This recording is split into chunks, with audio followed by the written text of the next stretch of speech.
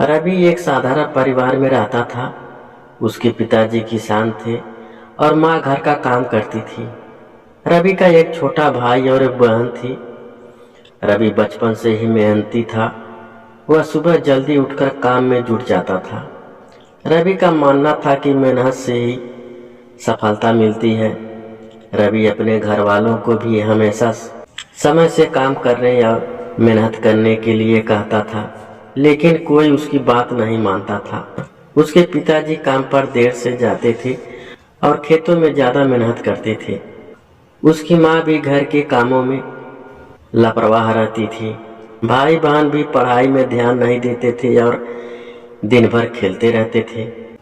रवि को यह सब देखकर बहुत दुख होता था। वह चाहता था कि उसका परिवार भी उसी तरह मेहनत करे जैसा वह करता है, लेकिन कोई उसकी बात सुनने को तैयार नहीं था। एक दिन रवि ने फैसला किया कि वह अब घर पर नहीं रहेगा। वह कहीं दूर जाकर अपनी किस्मत आजमाएगा।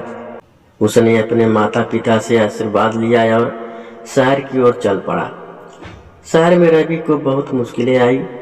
उसे रहने के लिए जगह नहीं मिली और उसे भूखे प्यासे रात बितानी पड़ी। लेकिन रवि ने हार नहीं मानी। वह रोज लोगों से मिलता और काम मांगता। एक दिन वह काम की तलाश में घूम रहा था तो देखा कि एक व्यक्ति पसीने से लथपथ काफी परेशान है। रवि उसके पास गया और पूछा, आप काफी परेशान हैं, क्या बात है?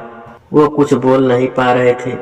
रवि ने बगल के प्याऊ से एक लोटा पानी लाकर सज्जन को पिलाया। पानी पीने के बाद थोड़ा अच्छा लगा।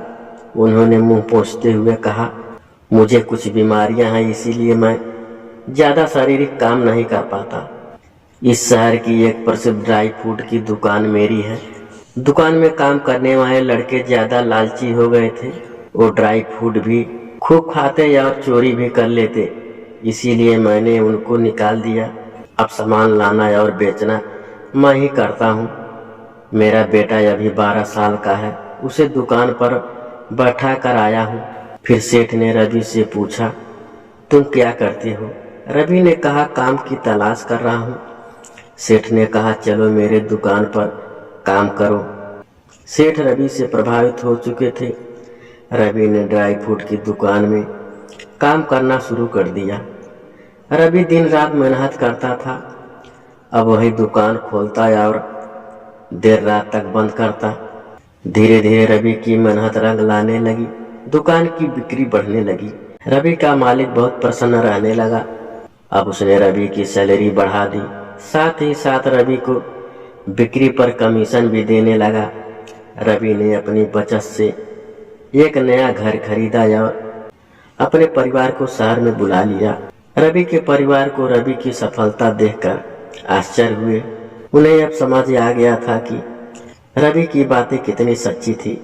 उन्होंने रवि से माफी मांगी और उससे कहा कि अब वे भी उसी तरह मेहनत करेंगे जैसे वह करता है। रवि बहुत खुश हुआ।